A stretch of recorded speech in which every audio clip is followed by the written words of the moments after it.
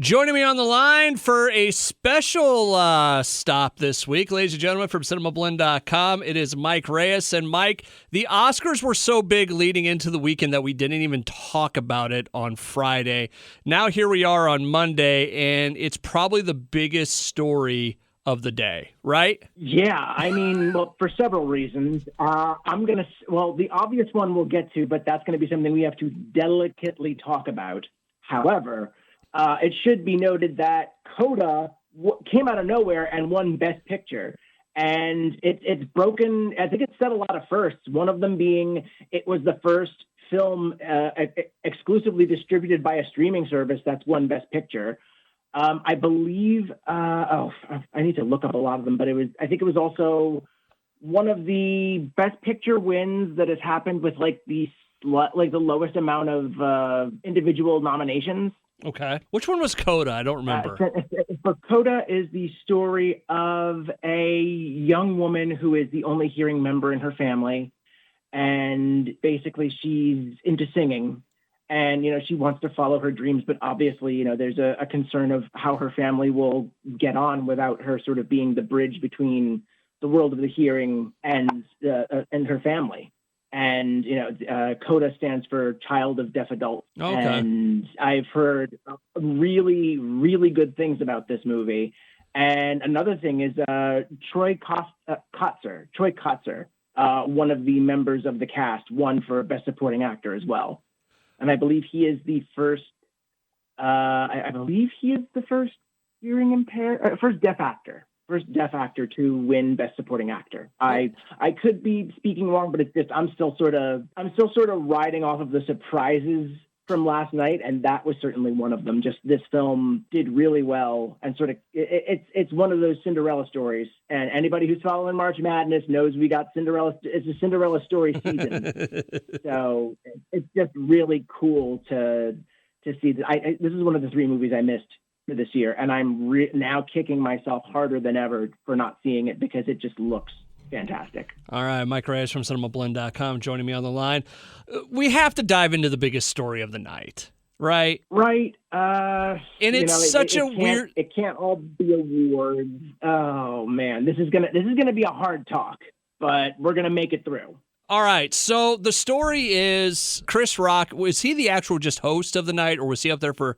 I don't have any recollection or idea of what happened at the Oscars other than this. Okay, I'm going to preface it by saying that. I will lay this out as carefully and as accurately as I can to the best of my ability, because obviously everybody's got all different sorts of information, and it's a lot of piecemeal as to what's happened. But we'll just start with the incident that happened. Real quick, if you haven't seen it, I already have a video on the website, kggo.com. In this post, I'll actually put it down at the bottom as well, because I've actually seen a couple different versions of it, including the unedited version, which apparently was from Japan. Japan, Australia. See, okay, so that's all right. Lay it out.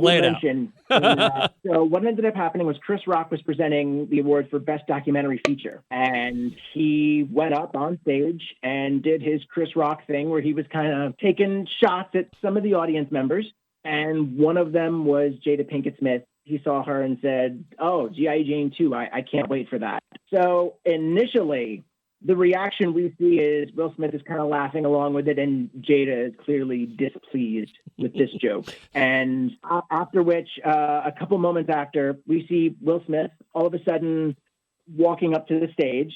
And, Chris Rock doesn't know no one knows what's going to happen. And Chris Rock's kind of smiling. And then all of a sudden, Will Smith smacks Chris Rock across the face and just walks back to his seat. And then the U.S. broadcast cut and bleeped a lot of stuff because of, the FCC, the live delays, just the way things are broadcast in U.S. media. Internationally, they showed the whole thing. And Chris Rock was confused as to why it happened because he apparently thought that his G.I. Jane 2 joke wasn't insensitive. And Will Smith said, "Keep my wife's name out of your effing mouth." And he repeated it again. And then just Chris was like, okay. And then he just sort of calms down and is like, wow, Will Smith smacked the S out of me. And that's a television moment. That's television. It's something like that. All right. Let me ask you this first and foremost. Was it real? Yes, it was real. it was real if you watched Will Smith's reaction. Okay. If you watched his speech for winning Best Actor that night. The thing is, there is a context that I don't think a lot of people knew. I didn't know it personally, and it was brought up. Jada Pinkett Smith has late onset alopecia. So that is a disorder where, she's, I believe she does not grow much hair. That is something that a lot of people wonder if Chris Rock knew it or not. And what's interesting is Chris Rock did a documentary on black hair called Good Hair. And so some are thinking, I don't know if a man that makes a documentary like that consciously makes a joke to point to that point. And, the big debate has been whether was he really just making a G.I. Jane 2 joke, or did he purposely stumble into that subject that is very sensitive to Jada Pinkett Smith. And apparently this isn't the first time he is knocked on her, especially at the Oscars. There was a gag when he was hosting, I think it was his most recent hosting gig. He supposedly had said, I don't remember the clip, so I'm just going off of what I have read on the internet. So we all know you have to caveat that. He apparently said something like, why is Jada Pinkett Smith upset about the Oscars? It's not something she'd be invited to. So there may previously have been a current of bad blood between him, Will, and Jada, and then this erupted. All right, so I really hope I have put this out as nuanced as possible. Forgive me if I have missed any sort of. No, I think you have, and I think the part I'm confused on. What did she say about people are saying that like basically she admitted to having an affair or something, but this is the part that makes him mad, or what was that part? That is a totally different subject. Okay. Oh man, I really don't want to speak on that because I don't think I'm as read up on it, but from what I understand is Will and Jada, I believe, are in an open marriage. Okay. And there has been talk about what a lot of people like to throw the word around, entanglements, because that's sort of like a word that caught on during the whole discussion of it. But yeah, there was a joke that played to that with Regina Hall earlier in the evening. I thought it was a more recent thing, but I didn't know. Because that goes back to that interview where like Will has that real weird look on his face or something, if I remember correctly. I think it is. I'm not sure. Anyways. Okay, so it wasn't something from that night or within the last couple of days is what I'm asking, basically. Not to my knowledge, no. Okay, It was the night. It was basically rooted in the night and possibly some past behavior before that. And again, it's a very complicated subject, and already people are, there's different. There's obviously different hot takes as to what happened. Will Smith may be asked to give back his Oscar if the New York Post is any indication, but again, no one knows. I have also heard that there might be an apology being brokered between the two of them. Well, all I saw was Chris wasn't going to press charges, that something about Tyler Perry and I think Puff Daddy were trying to get them to talk or something after the show. And you know what the weirdest part of that whole thing is? What? Where was security? I do not know. See, that's the part. People honestly did. Oh, go ahead. I'll finish. Go ahead. No, you first. I was just going to say, because here was my line of thinking for it, okay? And why there was part of me that still kind of wonders if it's real. If you go with the pro wrestling mentality here, right? If the cameras are rolling and you see something on film, there is a reason for it, right? Right. So to me, it's like, especially at the Oscars with all of those stars and stuff, how is there not somebody, security, like up on stage immediately, or as he's going toward, they're like, hey, Will Smith isn't supposed to be up on the stage right now. Oh, wow, Will Smith just hit him. Why is nobody going honestly, up? You know what I'm saying? That's the part that's weird to me about it all. At the same time, I honestly don't think that the Oscars could have ever anticipated a moment like that. I mean, yes, there's been, they certainly have a history of, on stage spontaneity, like the famous streaker in the 1970s. Yeah. But at the same time, you wouldn't expect a nominee to do something like that. And I cannot speak to what their protocols are. I would bet that the first meeting they had this morning is, okay, how do we factor that in for next year?